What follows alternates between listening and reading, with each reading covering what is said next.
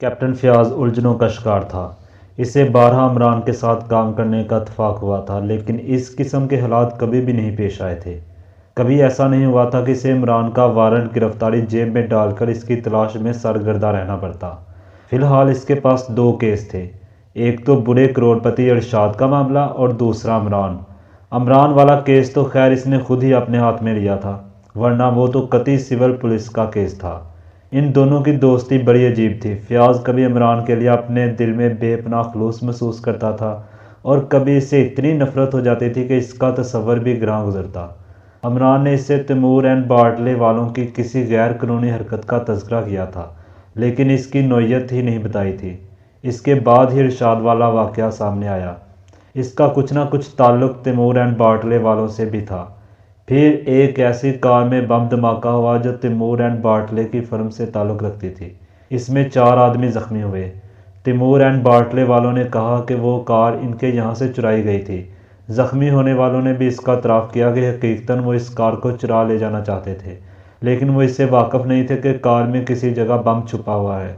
اس کے بعد ہی تیسرا شگوفہ، یعنی عمران پر فرم کی طرف سے غبن کا الزام عائد کر کے پولیس کی مدد طلب کی گئی۔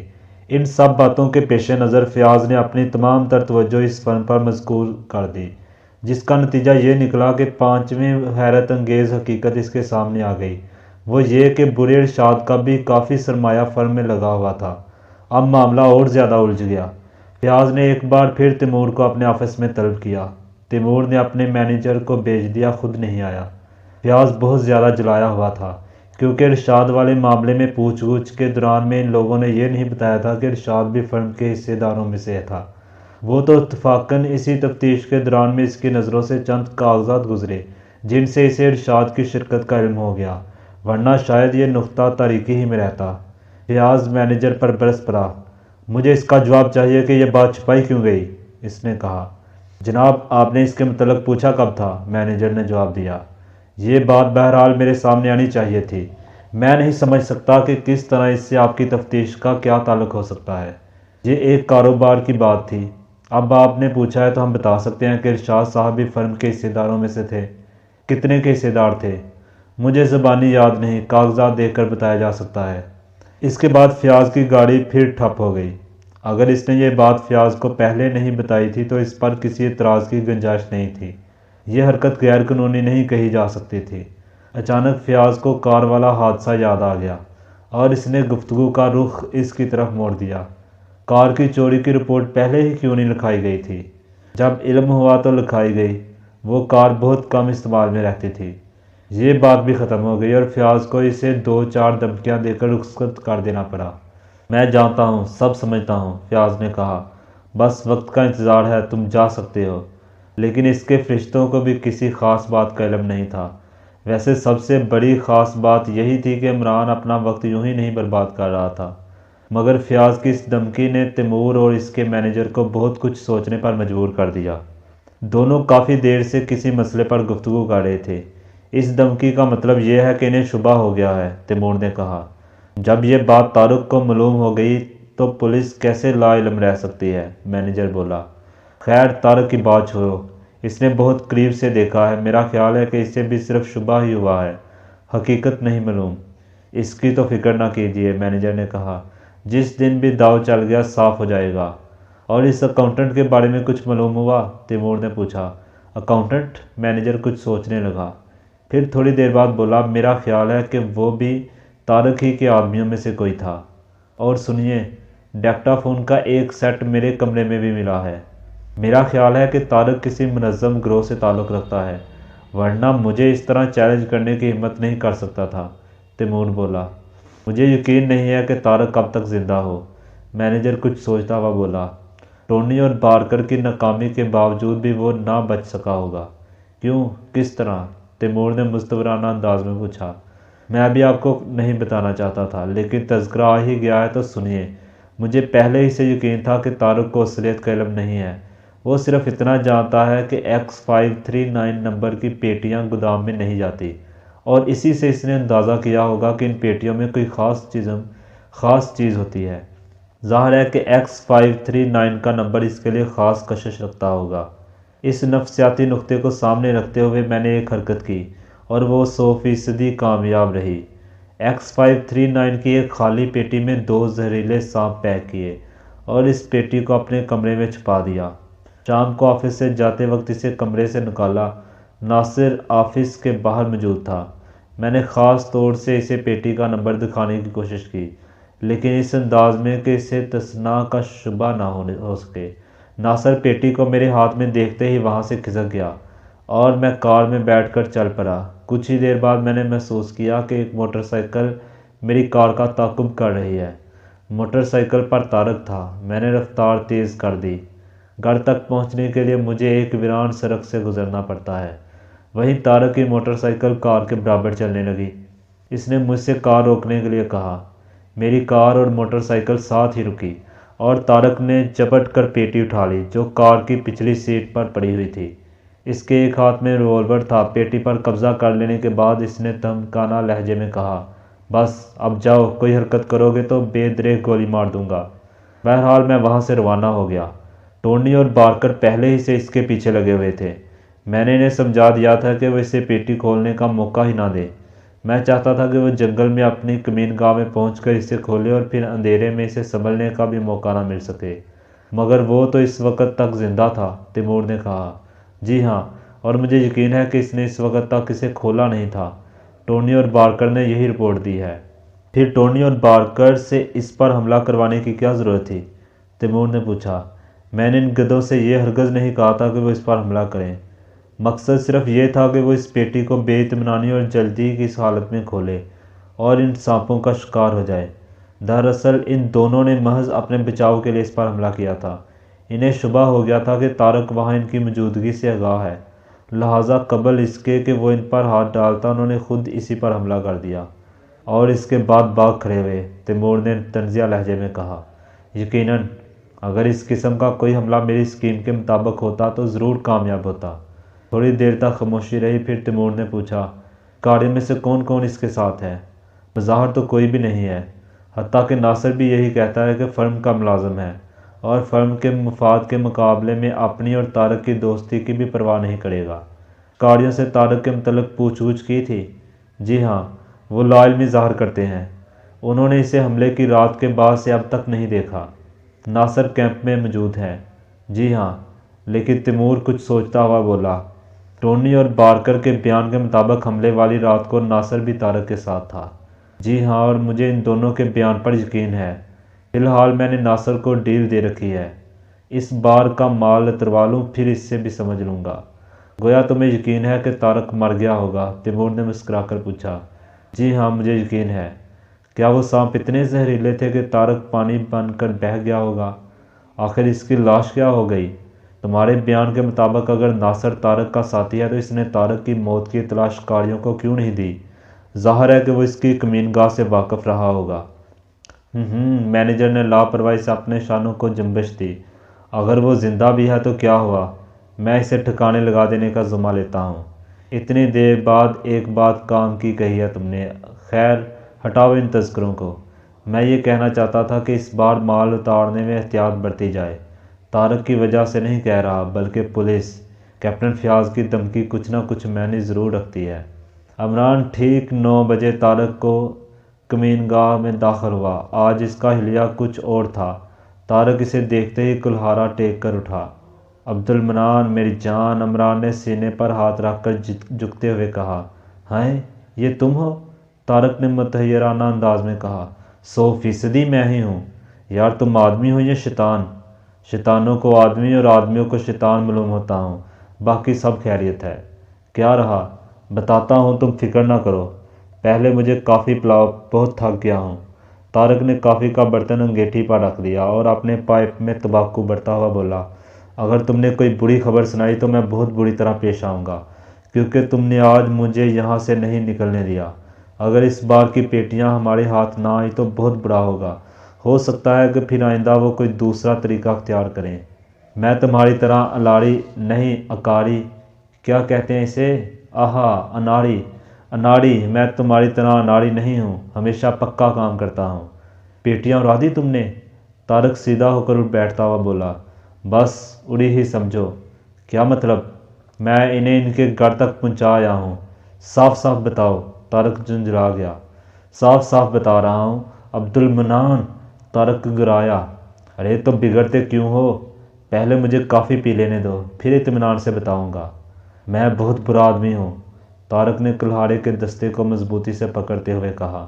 غلط کہتے ہو تم، صورت سے میاں آدمی معلوم ہوتے ہو۔ اگر داڑھی رکھ لو تو تم ہم جیسے لوگوں بھی تمہارا احترام کریں۔ چلو کافی پلاؤ یار، کیا تمہیں مجھ پر اعتبار نہیں ہے؟ انڈیل کر پی لو، طارق نے ناخوشگوار لہجے میں کہا۔ عمران نے محسوس کیا کہ اس کا بایاں ہاتھ کلہاڑے کے دستے پر ہے اور داہنا جیب میں۔ وہ جانتا تھا طارق ریوالور بھی رکھتا ہے، لیکن وہ بڑی بے پرواہی سے کپ میں کافی انڈیلنے لگا۔ کافی کی 2-3 چسکیاں لینے کے بعد اس نے کہا، کل 15 پیٹیاں ہیں، میں نے اچھی طرح شمار کیا تھا، مگر یار مجھے وزن کچھ زیادہ نہیں معلوم ہوا۔ کیا تم نے اٹھا کر دیکھا تھا؟ طارق نے پوچھا۔ نہیں، اٹھانے والوں کی شکلیں دیکھی تھی۔ بوجھ اٹھانے والے کی شکل ہی دیکھ کر وزن کا اندازہ ہو جاتا ہے۔ غالباً تم سمجھ گئے ہوگے۔ ہاں میں سمجھ گیا ہوں، لیکن تم نے تو کہا تھا کہ میں انہیں راستے ہی سے غائب کر دوں گا۔ ہاں میں جادوگر ہوں نا۔ چھو کیا اور معاملہ صاف۔ یار طارق، تم نے عقل تو نہیں بیچ کھائی؟ معلوم ہوتا ہے کہ تم نے چھو منتر والے جاسوسی ناول بہت پڑھے ہیں، تو پھر کیا جک مارتے رہے ہو؟ طارق پھر جلا گیا۔ چلو یہی سمجھ لو، لیکن میں ابھی تھوڑی دیر میں تمہاری آنکھیں کھول دوں گا۔ طارق کچھ نہ وہ بولا، وہ تیز نظروں سے عمران کو گھور رہا تھا۔ عمران سر جھکائے کافی پیتا رہا، پھر پیالہ خالی کرنے کے بعد اسے زمین پر پٹک کر آستین سے ہونٹ خشک کرنے لگا۔ میں سمجھا، طارق گرایا، تمہاری نیت میں فطور آ گیا ہے اور تم اکیلے ہی ہضم کرنا چاہتے ہو۔ بس اب چپ رہو، ورنہ مجھے بھی غصہ آ جائے گا، اور مجھے غصہ آنے کا مطلب یہ ہوتا ہے کہ میں ہفتوں ہسپتال میں پڑا رہوں۔ بتاؤ وہ پیٹیاں کہاں ہیں؟ طارق نے کسی سانپ کی طرح پھپکار کر ریوالور نکال لیا۔ ارے ارے واہ یار، نیکی اور پوچھ پوچھ، لا ہولا، شاید میں غلط بول رہا ہوں۔ وہ کیا محاورہ ہے، نیکی کا پھل نہیں، کیا کہتے ہیں؟ تم ہی بتاؤ، میں کون سا محاورہ بول رہا ہوں؟ اس موقع کا کوئی شعر یاد نہیں ہے، ورنہ وہی سناتا۔ پیٹیاں کہاں ہیں؟ طارق گرج کر بولا۔ وہ بات کو پوچھنا، پہلے محاورہ۔ آہا، یاد آ گیا، نیکی برباد گناہ لازم۔ لو، دوسرا بھی یاد آ گیا، غالباً حاتم طائی کا محاورہ ہے، نیکی کر دریا میں ڈال۔ ویسے اردو کے اس مصنف نے شادی کر دریا میں ڈال بھی لکھا ہے۔ جو بھی پسند آئے اس موقع کے لیے منتخب کر لو۔ تم نہیں بتاؤ گے؟ سنو، جیفرسن روڈ پر کھاد بنانے کے کارخانے کے قریب ایک عمارت ہے، اس کے علاوہ وہاں اور کوئی عمارت نہیں ہے۔ وہ پیٹیاں اسی عمارت میں ہیں۔ ریگل لاڈ میں؟ طارق جلدی سے بولا۔ وہ عمارت تیمور ہی کی ہے، میں ابھی 1 گھنٹہ پہلے ان دونوں کو اسی عمارت میں چھوڑ کر آیا ہوں، عمران نے کہا۔ پیٹیاں وہی ہیں؟ طارق نے پوچھا۔ ہاں ہاں ہاں، اور وہ دونوں بھی وہی ہیں، ان کے علاوہ اور کوئی نہیں ہے، ہم انہیں دن دہاڑے لوٹ سکتے ہیں۔ اس غلط فہمی میں نہ رہنا، طارق نے سنجیدگی سے کہا، تیمور اور مینیجر دونوں ہی خطرناک آدمی ہیں۔ دولت نے انہیں بظاہر شریف بنا رکھا ہے، لیکن وہ مردار خور گیدڑوں سے بھی بدتر ہیں، خصوصاً تیمور کے ہاتھ اگر ریوالور ہو تو وہ دیوانہ ہو جاتا ہے۔ ارے چھوڑو بھی، ابھی تم بھی تو دیوانے ہو گئے تھے، پھر کیوں جیب میں رکھ لیا ریوالور؟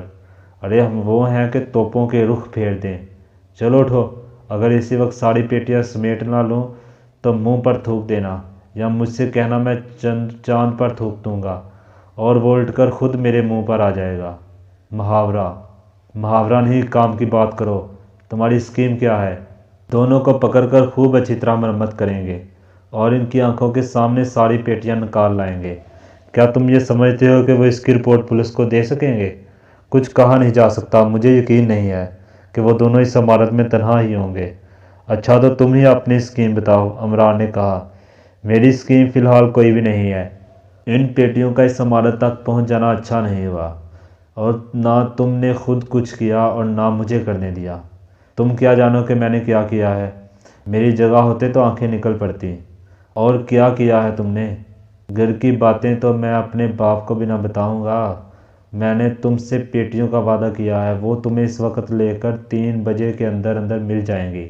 دل چاہے میری مدد کرو، نہ دل چاہے نہ کرو، میں تم سے اس کے لیے بھی نہ کہوں گا، بس دور سے تماشا دیکھتے رہنا۔ 11 بجے تک کھاد کے کارخانے کی آخری شفٹ چلتی ہے، اس کے بعد وہ بند کر دیا جاتا ہے، ہمیں اس کے بند ہونے کا انتظار کرنا پڑے گا۔ بہرحال میں ٹھیک 12 بجے اس عمارت میں داخل ہو جاؤں گا، سمجھے؟ وہاں پہنچ کر کیا کرو گے؟ انڈے دوں گا۔ عمران جھنجھلا گیا۔ تمہیں اس سے کیا سروکار کہ میں کیا کروں گا؟ پیٹیاں تم مجھ سے لینا، اگر تمہیں ان دونوں سے خوف معلوم ہوتا ہے تو باہر ہی میرا انتظار کرنا، میں تمہیں مجبور نہیں کروں گا۔ اگر میں مارا جاؤں تو دم دبا کر بھاگ آنا، بس۔ تم مجھے بزدل سمجھتے ہو؟ طارق گھر آیا۔ باتیں تو بزدلوں کی سی ہی کرتے ہو۔ چلو اٹھو، طارق اس کا بازو پکڑ کر کھینچتا ہوا بولا۔ مگر میں ناصر کو نہیں لے جاؤں گا۔ کیوں؟ بیوقوف آدمی ہے، کام بگڑ جائے گا، وہ تمہاری طرح ذہین اور معاملہ فہم نہیں ہے۔ تو چلو، تمہاری موٹر سائیکل کہاں ہے؟ عمران نے پوچھا۔ چلو وہ بھی مل جائے گی۔ طارق نے اپنا ریوالور لوڈ کیا، کچھ زائد کارتوس بھی جیب میں ڈالے اور دونوں کار سے نکل آئے۔ طارق نے موٹر سائیکل ایک جگہ جاڑیوں میں چھپا رکھی تھی۔ تھوڑی دیر بعد موٹر سائیکل کی تیز آواز جنگل کے سناٹے میں گونج رہی تھی۔ منزل مقصود تک پہنچنے میں صرف 1 گھنٹہ صرف ہوا اور موٹر سائیکل سڑک کے کنارے ایک نالے میں اتار دی گئی۔ یہاں چاروں طرف سناٹا تھا۔ کھاد کی فیکٹری بند ہو چکی تھی۔ ان اطراف میں اس فیکٹری اور ریگل لاج کے علاوہ اور کوئی عمارت نہیں تھی۔ وہ دونوں ریگل لاج کی طرف بڑھنے لگے۔ باہر کی طرف کھلنے والی کسی بھی کھڑکی میں روشنی نہیں دکھائی دے رہی تھی۔ یہاں کتے ضرور ہوں گے، طارق نے بولا۔ ہیں لیکن صرف 2 عدد، اور وہ اپنے اندر بستروں پر دراز ہوں گے، لیکن ان میں سے ایک بھی بھونکنا نہیں جانتا، وہ صرف کاٹنے والے کتے ہیں۔ خیر آؤ۔ عمران نے آگے بڑھ کر ایک کھڑکی کے شیشے توڑ دیے اور اندر ہاتھ ڈال کر چٹکنی نیچے گرا دی۔ پھر کھڑکی کھول کر وہ دونوں اندر کود گئے۔ چاروں طرف تاریکی تھی۔ عمران نے جیب سے ٹارچ نکالی اور وہ اس کی مدھم سی روشنی میں آگے بڑھتے چلے گئے۔ ابھی تک انہیں ٹارچ کی روشنی کے علاوہ اور کوئی دوسری روشنی نہیں دکھائی دی تھی۔ وہ خاموشی سے مختلف کمروں سے گزرتے رہے۔ اچانک وہ بے تحاشا چونکے، کیونکہ اب وہ جس کمرے سے گزرے تھے وہاں یک بے یک روشن ہو گیا تھا۔ تم دونوں اپنے ہاتھ اوپر اٹھا لو، کسی نے پشت سے کہا، اور عمران درام سے پیچھے کی طرف چاروں خانے چت گرا۔ طارق اس کی حرکت پر بکھلا گیا، کیونکہ اس نے فائر کی آواز بھی نہیں سنی تھی۔ 2 ریوالوروں کی نالیں اس کی طرف اٹھی ہوئی تھی۔ تم اسے دیکھو، تیمور نے مینیجر سے کہا۔ اشارہ عمران کی طرف تھا۔ مینیجر ریوالور کا رخ اس کے سینے کی طرف کیے ہوئے آگے بڑھا۔ تیمور طارق کی طرف متوجہ تھا۔ عمران نے اپنے ہونٹوں پر انگلی رکھ کر مینیجر کو خاموش رہنے کا اشارہ کیا۔ عمران اس وقت عبد المنان کے حلیے میں نہیں تھا، ورنہ شاید طارق سے پہلے اس کا خاتمہ کر دیا جاتا۔ بہرحال عمران کی اس بے تکلفانہ اشارے بازی پر مینیجر بکھلا ضرور گیا تھا۔ وہ ریوالور کی نال اس کے سینے کی طرف اٹھائے حیرت سے پلکیں جھپکا رہا تھا۔ عمران نے مسکرا کر اسے آنکھ ماری اور برابر مسکراتا رہا۔ مینیجر بھی خام خواہ مسکرا بھرا، لیکن پھر اس حماقت کا احساس ہوتے ہی فوراً سنجیدہ ہو گیا۔ نہیں پہچانا؟ عمران نے بے تکلفانہ انداز میں کہا۔ اس سالے کو بڑی مشکل سے پھانس کر لایا ہوں۔ عمران نے یہ بات اتنی اونچی آواز میں کہی تھی کہ طارق اور تیمور بھی چونکے بغیر نہ رہ سکے، اور طارق نے عمران کو ایک گندی سی گالی دی۔ تم کون ہو؟ مینیجر نے نرم لہجے میں پوچھا۔ اس کا ریوالور والا ہاتھ خود بخود نیچے جھک گیا۔ وہ غیر ارادی طور پر عمران کے قریب آ گیا تھا۔ اچانک عمران نے لیٹے ہی لیٹے دونوں پیر جوڑ کر اس کے پیٹ پر رسید کیے۔ وہ ایک بھیانک چیخ کے ساتھ تیمور پر جا پڑا۔ دونوں فرش پر ڈھیر ہو گئے۔ طارق سنبھالو انہیں، عمران چیخا۔ طارق اس سے پہلے ہی ہوشیار ہو چکا تھا، اور پھر ان دونوں کو فرش سے اٹھنا نانصیب ہوا۔ طارق اور عمران نے گھوسے مار مار کے اس کے حواس درست کر دیے، اور دونوں کے ریوالور ان سے بہت دور پڑے ہوئے تھے۔ اب انہیں باندھ دو، عمران نے کہا۔ ریشم کی ڈور میری جیب میں موجود ہے۔ ان دونوں میں بالکل سکت نہیں رہ گئی تھی۔ اس دوران میں ان کے منہ سے ایک لفظ بھی نہیں نکلا۔ طارق اور عمران نے ان کے ہاتھ پیر باندھ کر ایک طرف ڈال دیا۔ یار میں تو ڈر ہی گیا تھا، طارق نے شکایت آمیز لہجے میں کہا۔ استاد مانتے ہو یا نہیں؟ عمران نے کہا۔ مانتا ہوں، میں نے تو پہلے ہی کہا تھا مجھے تمہاری شاگردی اختیار کرنی پڑے گی۔ پھر طارق ایک کرسی پر بیٹھ کر پائپ میں تمباکو بھرنے لگا۔ تم یہیں ٹھہرو، عمران نے اس سے کہا۔ میں ذرا دیکھوں کہ وہ پیٹیاں کہاں ہیں۔ نہیں ہیں، وہ یہاں نہیں ہیں، دفعتاً تیمور حلق پھاڑ کر چیخا۔ عبد المنان کبھی غلط بات نہیں کہتا۔ عبد المنان! دونوں کے منہ سے بیک وقت نکلا۔ جی ہاں، ملاحظہ فرمائیے۔ عمران نے اپنی مصنوعی مونچھیں کھاڑی اور ناک پڑے پلاسٹک کا خول بھی اتار دیا اور پھر مسکرا کر بولا، اب آپ لوگ چونی والے تماشائیوں کی طرح تالیاں بجائیے۔ وہ ان تینوں کو وہیں چھوڑ کر کمرے سے نکل گیا۔ ان دونوں کے ریوالور بھی وہ اپنے ساتھ ہی لیتا گیا۔ کیوں تیمور صاحب، اب کیا خیال ہے؟ طارق نے پائپ سے لگا کر آرام کرسی میں نیم دراز ہوتے ہوئے کہا۔ تم کیا کرنا چاہتے ہو؟ تیمور نے کہا۔ میں تو صرف وہ پیٹیاں لے جاؤں گا، اور تم لوگوں کا کیا حشر ہوگا اس کا فیصلہ میرا ساتھی کرے گا۔ ان پیٹیوں میں کیا ہے؟ تیمور نے پوچھا۔ جو کچھ بھی ہو، مجھے اس سے بحث نہیں ہے۔ ان پیٹیوں میں لاکھوں روپے کا مال ہے۔ تیمور کے ہونٹوں پر شیطانی مسکراہٹ ناچنے لگی۔ لیکن تم اس سے فائدہ اٹھانے کی ہمت بھی نہیں کر سکو گے۔ جانتے ہو ان میں کیا ہے؟ جواہرات، طارق نے لاپرواہی سے جواب دیا۔ اس پر تیمور اس کا مینیجر بے ساختہ ہنس پڑے۔ بولے لڑکے، تیمور نے سنجیدگی سے کہا، تم جلد باز ہو۔ میں جانتا ہوں کہ طاقتور اور دلیر ہو، اور یہ بھی جانتا ہوں کہ شہر میں ڈالے جانے والے بڑے ڈاکوں میں تمہارا ہاتھ ضرور ہوتا ہے، لیکن تم ان پیٹیوں سے کوئی فائدہ نہیں اٹھا سکتے، کیونکہ ان میں کوکین ہے، اور کوکین فروخت کر لینا آسان کام نہیں ہے۔ اس کے لیے تنظیم ضروری ہے۔ کوکین؟ طارق کے ہاتھ سے پائپ چھوٹ پڑا۔ نہیں، تم مجھے دھوکہ دینے کی کوشش کر رہے ہو۔ وہ مردود گیا ہے، ابھی تم خود دیکھ لینا۔ طارق کا منہ لٹک گیا۔ ایسا معلوم ہو رہا تھا جیسے وہ خود کو بیوقوف محسوس کر رہا ہو۔ بولو، کرتے ہو معاملہ؟ تیمور نے اسے خاموش دیکھ کر کہا۔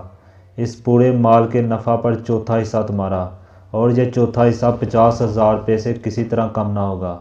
طارق کچھ نہ بولا۔ چلو کھول دو ہمیں، تم اس راز سے واقف ہو گئے ہو، لہٰذا تمہیں حصہ دار تو بنانا ہی پڑے گا۔ لیکن اگر تم اپنے وعدے سے پھر گئے تو تمہارے ہاتھ ہر وقت ہماری گردنوں تک پہنچ سکیں گے، کیونکہ تم ہمارے راز سے واقف ہو گئے ہو۔ ہاں اچھا ٹھیک ہے۔ طارق انہیں کھولنے کے لیے اٹھا ہی تھا کہ عمران کمرے میں داخل ہوا۔ یار عبد المنان، اس نے جھمپی ہوئی ہنسی کے ساتھ کہا، ساری محنت برباد ہوگی۔ کیوں، کیا ہوا؟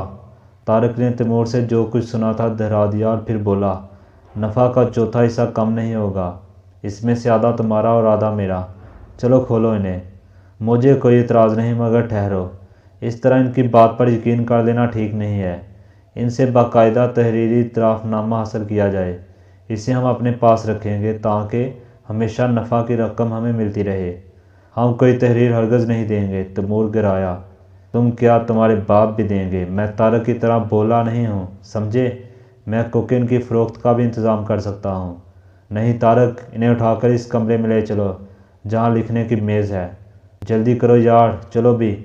ان دونوں کو اٹھا کر دوسرے کمرے میں لایا گیا۔ یہاں فون بھی موجود تھا، اور لکڑی کی 15 عدد پیٹیاں ایک ڈھیر کی صورت میں پڑی ہوئی تھیں۔ تمہارا جو دل چاہے کرو، تیمور چیخا، لیکن ہم سے کوئی تحریر ہرگز نہیں لے سکتے۔ عمران ہنسنے لگا، پھر اس نے طارق سے کہا، ذرا اپنا ریوالور تو نکالنا، انہیں اپنے بہترے راز اگلنے پڑیں گے۔ طارق نے ریوالور نکال کر عمران کی طرف بہرا دیا۔ عمران نے بائیں ہاتھ میں ریوالور پکڑا اور داہنے ہاتھ سے طارق کے جبڑے پر ایک زوردار گونسا رسید کر دیا۔ ارے ارے، یہ کیا؟ طارق فرش پر ڈیر ہوتا ہوا چیخا۔ نفع کی رقم کا چوتھا حصہ؟ اس کا آدھا مجھے دے سکتے ہو تو دے دو۔ عمران نے اسے اٹھنے کا موقع نہیں دیا اور اس پر بڑی تیزی سے گونسوں، تھپڑوں اور لاتوں کی بارش کرتا رہا۔ ابے کیا پاگل ہو گیا ہے؟ طارق نے اس کی گردن پکڑنے کی کوشش کرتے ہوئے کہا۔ نہیں، نہ آدھا نہ چوتھائی، یہ ساری کوکین میں ہضم کروں گا۔ مجھ سے جو بچے گا وہ میرے بال بچے کھائیں گے، عمران نے کہا اور اس کا ہاتھ مروڑ کر اسے اوندا کر دیا۔ پھر پشت پر گھٹنا ٹیک کر جیب سے ریشم کی تیسری ڈور نکالی اور دیکھتے ہی دیکھتے اس کے ہاتھ پشت پر باندھ دیے۔ اس دوران میں طارق کے منہ سے گالیوں کا طوفان امڑتا رہا۔ تیمور اور مینیجر بے تحاشا ہنستے رہے۔ کیوں طارق، اب کیسی رہی؟ تیمور نے جلے بنے لہجے میں کہا، تم نے جو کنواں اپنے مالک کے لیے کھودا تھا اس میں خود بھی گر گئے۔ یہ بات تم نے پتے کی کہی ہے تیمور صاحب، عمران سر ہلا کر بولا۔ پھر وہ فون کی طرف بڑھا اور کسی کے نمبر ڈائل کر کے ماؤتھ پیس میں بولا، hello intelligence bureau, captain Fayyaz کہاں ہیں؟ گھر پر؟ اچھا شکریہ۔ عمران ڈسکنیکٹ کر کے دوسرے نمبر ڈائل کرنے ہی جا رہا تھا کہ تینوں بیک وقت چیخے، تم کیا کرنے جا رہے ہو؟ اس کوکین کی تقسیم کا انتظام؟ آخر میں اکیلے کتنی کھاؤں گا؟ عمران نے انتہائی سنجیدگی سے جواب دیا اور کیپٹن فیاض کے نمبر ڈائل کرنے لگے۔ تمہیں اس سے کیا فائدہ پہنچے گا؟ تیمور گگیایا۔ چلو نفع کی آدھی رقم پر معاملہ طے کر لو۔ طے کرنے کی کیا ضرورت ہے؟ نفع کی پوری رقم ہر حال میں میری ہے، عمران نے کہا۔ پھر ماؤتھ پیس میں بولا، ہیلو، کیا سو رہے تھے؟ ہاں ہاں میں ہی بول رہا ہوں، میری جان عبد المنان، یعنی Ali Imran MSc PhD Gurdaspur. Hello, ہاں آؤ، گرفتار کر لو مجھے۔ مسٹر تیمور بھی یہاں موجود ہیں اور ان کے مینیجر بھی، اور ایک تیسرا مرغ جس کی تمہیں عرصہ سے تلاش تھی، وہی جس نے 3 ماہ گزرے بینک آف چائنا میں ڈاکہ ڈالا تھا، اس کا نام طارق ہے۔ وہاں کی تجوریوں پر پائے جانے والے انگلیوں کے نشانات اور طارق کی انگلیوں کے نشانات میں تمہیں کوئی فرق نہیں پاؤ گے۔ اچھا تم ہی بتاؤ کہ میں کہاں سے بول رہا ہوں؟ جیفرسن روڈ، کھاد کی فیکٹری کے سامنے ریگل لاج ہے۔ یہ عمارت تیمور ہی کی ملکیت ہے۔ یہ تینوں مجھے بے تحاشا گالیاں دے رہے ہیں، اس لیے فوراً آؤ۔ اس وقت میرے قبضے میں لاکھوں روپے کی کوکین ہے۔ ہاں میری جان، کیوں مزہ آ گیا نا؟ جلدی آؤ، کئی راتوں سے پوری نیند نہیں نصیب ہوئی۔ ہری اپ۔ تم؟ تیمور ہکلا کر رہ گیا۔ ہاں میں، علی عمران عرف عبد المنان، جو چاہو سمجھ لو، تم نے میرا نام تو پہلے ہی سنا ہوگا۔ کمرے پر سکوت طاری ہو گیا۔ دوسرے دن شام کو کیپٹن فیاض عمران کے فلیٹ میں داخل ہوا۔ عمران اپنے نئے نوکر کو ڈارون کا مسئلہ ارتقاء سمجھا رہا تھا اور وہ اتنا منہمک تھا کہ اسے فیاض کے آنے کی خبر نہ ہوئی، یا ہو گئی ہو عمران کی بات عمران ہی جانے۔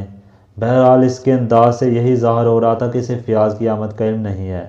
وہ اپنے ان پڑھ نوکر سے کہہ رہا تھا، اب لیمارک اور ڈارون کے نظریات ارتقاء کا فرق سمجھنے کی کوشش کرو گے؟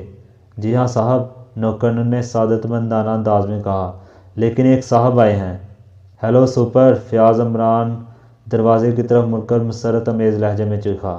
بھائی میں مخل ہوا، فیاض مسکرا کر بولا، تم اس وقت اپنے زندگی کا ایک اہم کام انجام دے رہے تھے۔ بہرحال میں تمہیں ایک حیرت انگیز خبر سنانے آیا ہوں۔ ہیں؟ کیا بچہ ہوا ہے تمہارے؟ عمران پوری مسرت لہجے میں چیخ کر کھڑا ہو گیا۔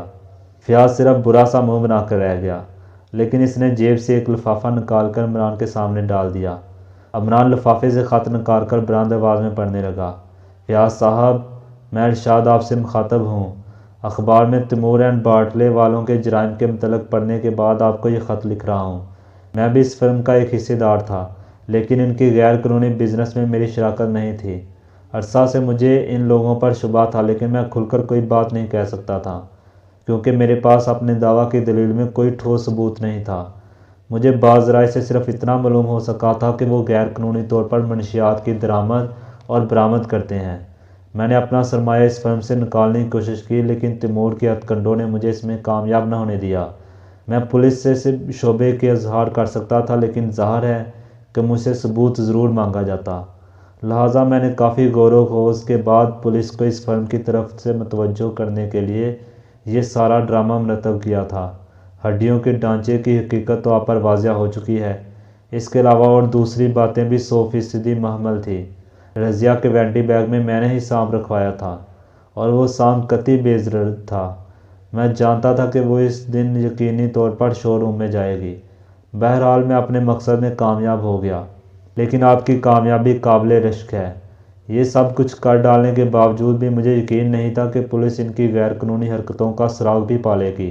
بہرحال میری طرف سے مبارکباد قبول فرمائیے۔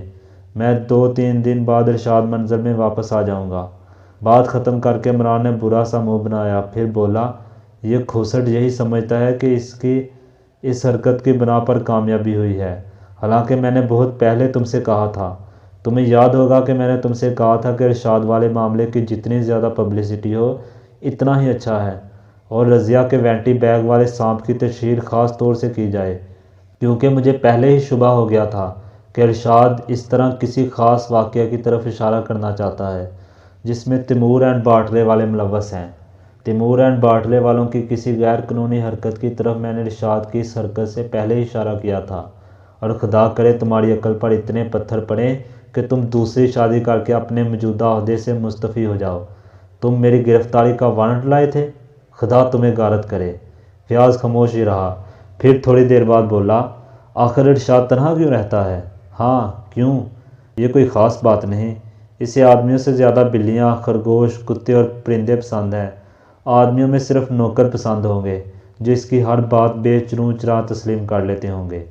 مگر مجھے اس کے لیے کچھ نہ کچھ تو کرنا ہی پڑے گا، فیاض نے کہا۔ کچھ اپنے لیے بھی کرو سپر فیاض، عمران سنجیدگی سے بولا۔